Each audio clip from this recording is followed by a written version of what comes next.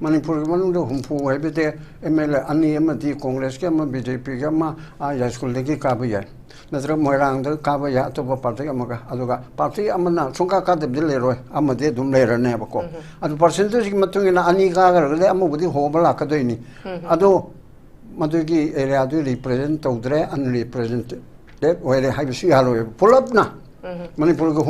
humpu jigi jaga duda mapumamati ga ani lakara amadagi na amakakta chakara amabhawa chalo dabra tawra khanga dabne anu lakni be point di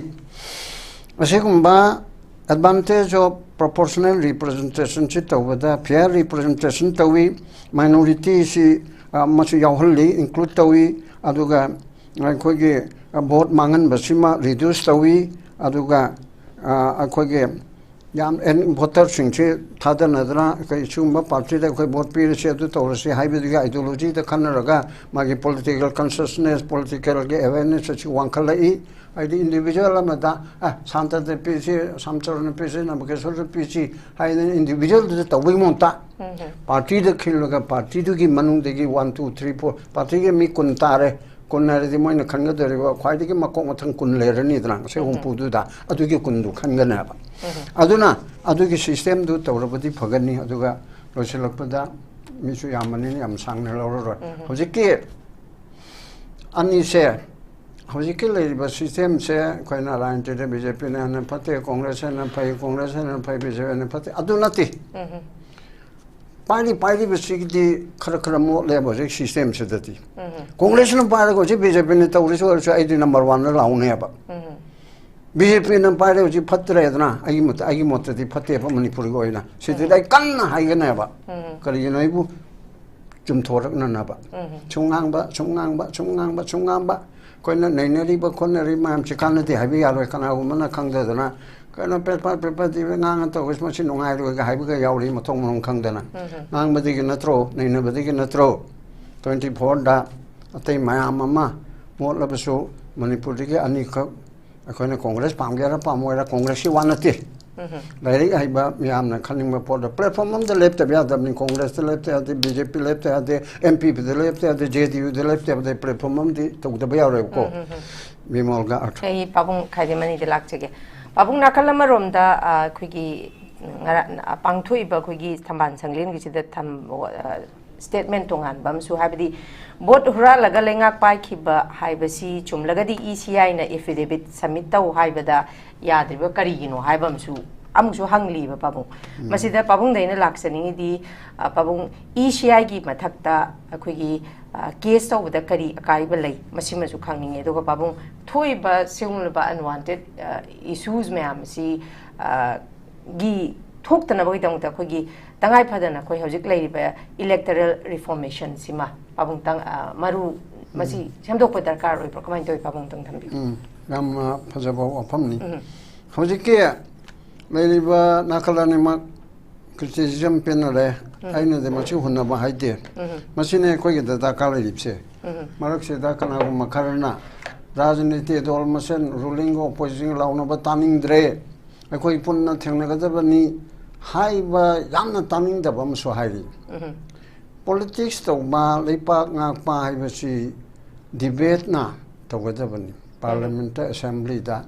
ruling party treasury bench opposition haina ruling na khoi na si pukhalagani ai da na pukhaji to matu maram chade haina yeno rega hojik debating wal na tro kasen pol leibu bawda debate tong na ga lei ni tro ima nga se ka pi chani ma phu pi bu yare yaman le cham kun na pi ga dam ni maram puthok na rin ibunga chani ma phu je ma jo ping chong yim ni yeng ngoi dan I to ya ulim ni amu ye lib no nang si pisan ri ta sin bani hai dan for an against or ka logical conclusion da pare bunga ima du tantang ai chani ma phu dai ju khata tar ge nang sa mai du hangmali sam nang khai ti to ro ima nang sa tara di tau da har ga to rim ne ba yes ai na hai ni di BJP ka Congress ka opposition ga tu ka opposition je lau de na ai gi mot di opposition je Congress no ba matik sa de hai ni ne sa de di ma phate ha na ta ba hen ha ga tab do hai de ba ma na ising ka tang cha chilo da som de daram ma me ta hai jel le ba a general secretary ne ha 예, 그놈 하겠다. 아두니 나트가 아두니 하이드나 아두니 떠럭보다 핵다 로pongai 사실 BJP는 사선 파이지 콩그레스 사인은 비기다 또 파이브라. 아두가 ED는 갔나 비기다 또 파이브라. 아두 일렉션 커미션 지모는 시즌은 비기라. CBI 지모는 시즌은 비기라. punamak seloi pasilina. Kanake kejiwalgado ahingba chief minister du thataruk thamine prithvi ki itihasta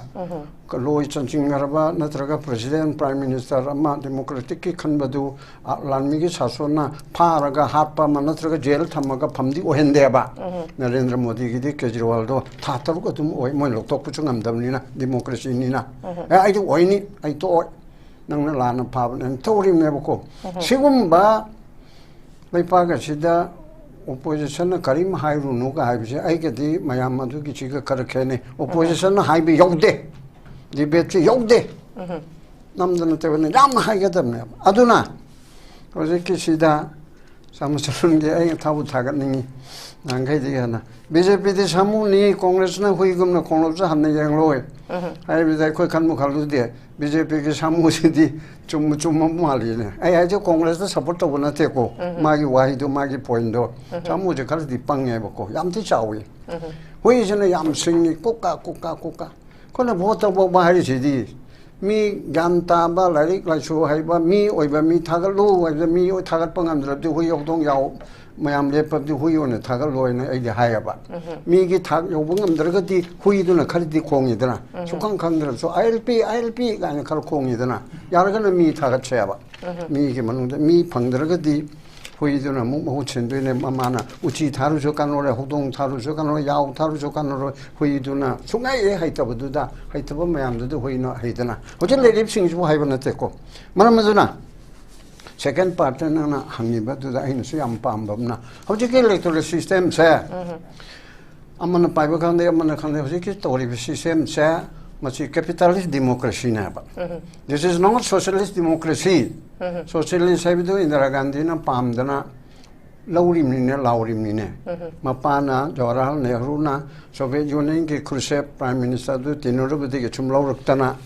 communism che pamuktan pura pamde yadamni socialistic pattern of society high imnaba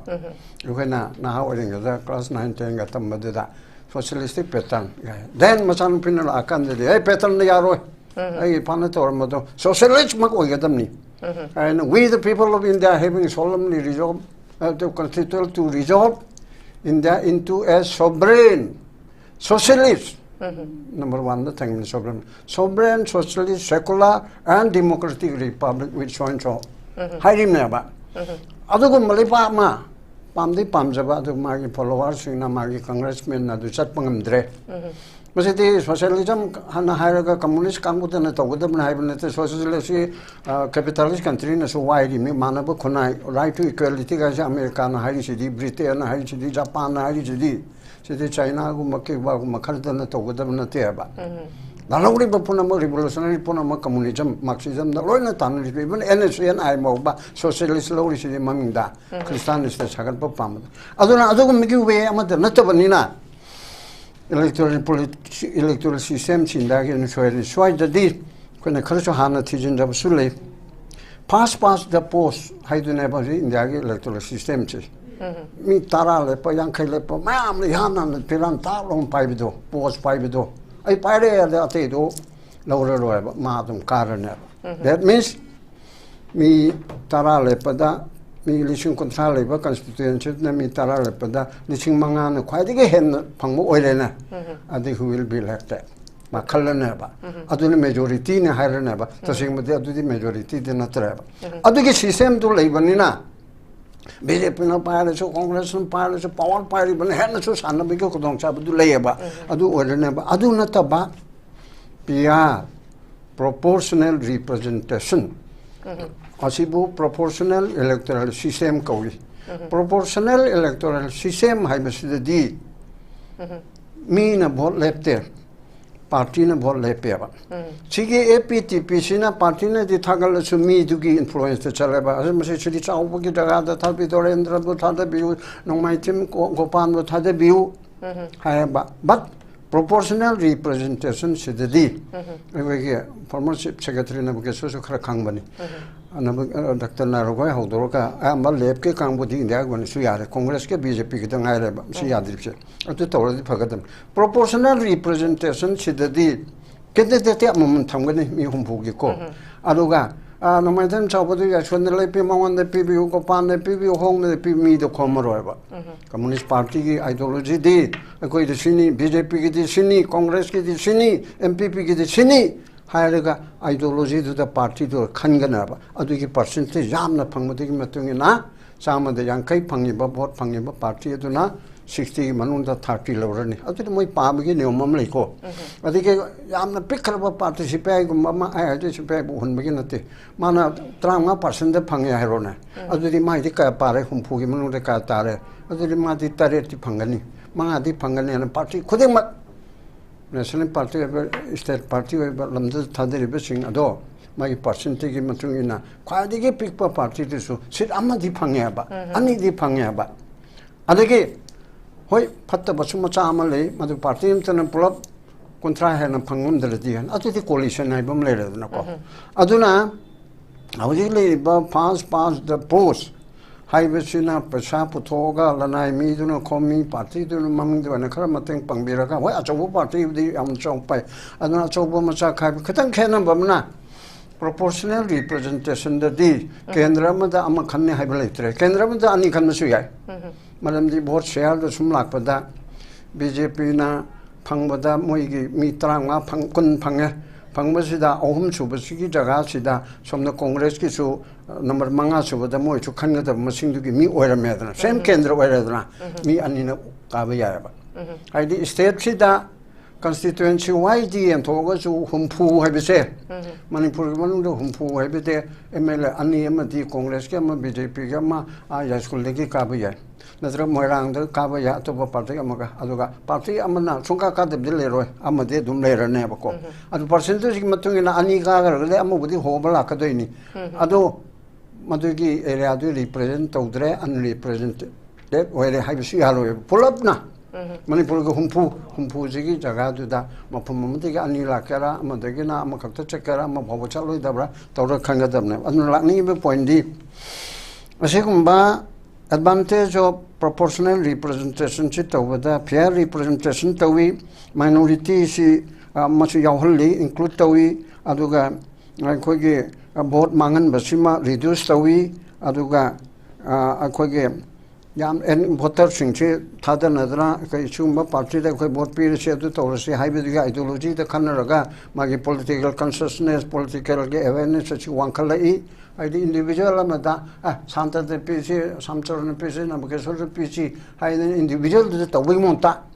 party da khilaga party du gi manung de gi 1 2 3 4 party ge mi kun tare kunare di moina khanga de ba khwai de ma ko mathang kun le rani dra se humpu du da adu gi kun du khanga na ba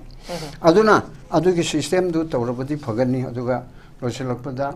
misu yamani yam sangne loro hojiki ani se hojiki le ba system se khoina line te bjp na pate congress na pai bjp na pate aduna ti पानी बच्ची खर खर मोल है बजे system से दती कांग्रेस ने पारे को जी बीजेपी ने तो उसे और आई नंबर 1 लाउने अब बीजेपी ने पारे को जी फतरे इतना आई मत दी फते मणिपुर को इना सिदे दाई कन्न हाइगने अब करी नइबु जुम थोरक ननाबा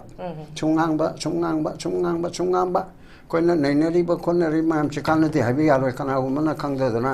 kana pepa di ngang to wis masin ngai ro ga hai ga yauri ma thong mong khang dana ngang ba di gi natro nei na ba di gi natro 24 da atai ma mama mo la ba so manipur gi ani kha akhona congress pam ga ra pam ra congress si wanati lai ri ai ba yam na khaning ma por da platform on the left ya da congress the left ya the bjp left ya the mpp the left ya the jdu the left ya the platform on the to da ba ya ro ko bimol ga athar ga खाले कांग्रेस नामे ना फये दना तोबि वासु नते अतोबम थागल दे करम जबसु या अदुदा आइना हानिंगे बि एखोय ग्यान तार एबा हाने गे सिस्टम बे मोतन रूलिंग पार्टी तौनि बदा संगम्बा मसल मेटेरियल अदुगा कनु पुथोको ngamba मनी एम अहुम पाइबा ruling party kro mam kai thari ba mantri am su oi ba mi am isam cham ne university gi oja am khakna la aga hoi lai ti hai re adu tori lai lai ta ka ga dro lai ri hai re ka chu ka de ba manipur di adan ti lai chu hai ba lai su hai ba adu ga khara chu khang ba mayam na pam ba maron thok pa mi chu oi ram dana athon na ka ya ba aduna sumaina ngang masak madu ai khoina discussion tawraka ngata ka hali hairo ko mara pabe mam ne na public meeting to political class to ba adagi civil society mam samta we kare go moin phone ra inti yaung dra so achum mama ko khanma chummi ga ni mam chi tawrupudigi achi khalim na ba aduna sumaina naina raga electoral system all india ko na mot pa se ko india pamda ko na chum thok pangamoy manipur gi da muktadi I ranti toriba singchi tambiba wangangba tambiba how to speak in public, how to influence our leader. Narendra Modi da Manipur ke chief minister na cabinet minister na karmain nganga poropangam gani kahai besi tammaga lege damne ba. Adi politics ke training law ge maru na constitution kang da ya de. Machi class amam laudana aina hi group amana congress da bjp da mpp da jdu da aichi igen khale individual level da niko kain da कोई ने यावरा बने हर का ticket पीबे तो गनु law खंगाब्रा constitution खंगाब्रा अदुदिगे कोके parliament की legislature की rules and business की खंगाब्रा मत लॉ हान म लॉ न खंगदब यादे हबदि लेते अदुगी एरिया दे कनाय बो ट्रेन तोरे ओजा ओइगेदि कोई ट्रेन टीचर एंड तोरिदना अदु लेजिस्लेचर ओइगेदि ट्रेन लेजिस्लेचर नोई की पार्टी दा था तरुक की स्कूल लिंगा नत्रगा पुलपना कना पैसा पाइबा मन लिंबिरगदी मपान की वजह कौरगा पॉलिटिक्स ताकपा हिस्ट्री ताकपा अदुगा लॉ ताकपा नैना भाई तारे ताकपा दे हारु यादे एमएलए बु ताकपा हे याब्रो नैना बा कॉन्स्टिट्यूशन नैना बा एमएलए मन करी खंगम थोई अदु रिप्रेजेंटेटिव अम हाइबसी करी नो करी तौनी हाई बच्चों तुम लोग लंबी है मतलब सुसायों बरम जो है तो ले बका मी हम फंगने काबू जाए हाई भी के सिस्टम दो वही थी तो कुछ मी हाई दन इसमें ना थम ओके हम हवजिक जी हाउना रबन बट एनी हिरम खुदिंग मक्ता कोई की पॉलिटिकल इन्फ्लुएंस आउन ये हाउ बस नंबर हम ओरक अंदर any थबक थौरम खुदिंग मकोई transparent num ओइना यामना neutrality they तौब ngamdabasina achauba issue si mane ba pabung thole ise masai high but कोई मिफम दुसु दम हाई बने हाइदी बोट चोर से कमाइन तवी बीएलओ दगे दुदा हाई चप चाने यावरी पाबुंग नुसु पनबिरी सिगी मतांग द पाबुंग पॉलिटिकल इन्फ्लुएंस से कमाइन तउदना यावहल लुइ दगे हाई बसिने बा पाबु ख्वाइ मरु बे क्वेश्चन दी सी यावदर कांदने बे सेंग अचुम बमा लाकदुइसे पाबुंग करी कमाइन थंबे अदुदा म खतंग दे ले पॉलिटिकल पुना मंगसी पॉलिटिकल ओइदबदि यादे influence है बदुना पार्टी पॉलिटिक्स की वानी कोई की वजह सोसाइटी से कोना ऐसे पॉलिटिक्स न हिंगी बनी सही है ना है वो डायलॉग न हिंगी बनी डिबेट न हिंगी बनी डिबेट याउ तो रदी वाल ची लेबे यारोय सरकार लेबे यारोय वायन शासन तो बे यारोय अनुगा डायलॉग तो रदी यारोय है बदा इसिंग ना इसिंग दे कोई हिंग बगम दौना डायलॉग तो दरबा डिबेट तो दरबदे कोई हिंग बगम दे चौखट पखना है मो ओइबंगम दे अदुगुमना पॉलिटिक्स दी याउदबा यादे एक पोलपदे के सोर हम दे न सी बहुसी पॉलिटिक्स ने अदु मनुंदा मोल लेपा इलेक्टोरल पॉलिटिक्स अदगे लेपा से ओन म होम बम नोंमैन पोरकने ना आम पॉलिटिक्स है कोई दी सिविल सोसाइटी तौरगा मसिदा कोई के सोशल रिफॉर्मेशन अमद तौगनी हाइदना अदुगी सोशल पॉलिटिक्स एनजीओ की पॉलिटिक्स सिविल सोसाइटी की पॉलिटिक्स इंटेलेक्चुअल की पॉलिटिक्स लोइना मक्से चंगेबा पॉलिटिक्स से अखोई के थाना याद्रब पोट अमनेबा अदुदा अदुगुंबा यामना पावर लेबा पुनम गसिगी सेंट्रल अट्रैक्शन मैन अट्रैक्शन तौगद रिपोर्ट से खरदि मो लेबा मरमदि पावर पायरबदि आइसु मिछु पुनम गसे पावर पिसिलु मिछि मगुन खंगने हाइरिमनेबको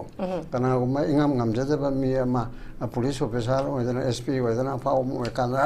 कायना मा आतो तौरिबदो माना यामेना मरिन फबिगे नते ब पावर दुना ने मसाना फदन लेबा मी ददं पिछलदि अदुदि खरबु तौरक्ते बया ए मसे आइन तौरगा न तौबन खरबु खलपे अदुना पावर सिन पुनमक्सि ngawhalli अदुबु पॉलिटिक्स तुदि तौदबा याते अदुइ मनुदा साइगी अदुदा बीजेपी की मिचंग नत्रगा मायो कांग्रेस की मिचंग नत्रगा मायो नतबदा हौजिके मणिपुर के ओइबे सिचुएशन सिददी बीजेपी न पाइलिबनेना बीजेपी द खरा यामना कन्ना हाइबदुदा हाइबम थोइको मा खक्ते या तमना बीजेपी गे द खरा होलगा कांग्रेस की मिचंग नि गाने कनावमना हाबि याइ कांग्रेस मिचंग नते हौजिके लेबसिदा मोयानि हुनरि बदुदा सगी इरे कनोदे याउरिसे सनारि बक्ता बीजेपी द सामुनि कांग्रेस न हुइगुम खोंगसु हनि येंगलोय अरुगा गोगे दि सेपरेट एडमिनिस्ट्रेशन चा यारोयना हायरे नोयगिदि कदोबा what about you hi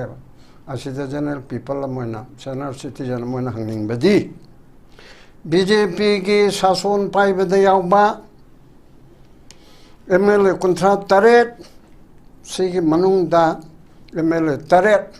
minister नि यावरगा वेरपाव नेमसा किबगन अतोपा मंगा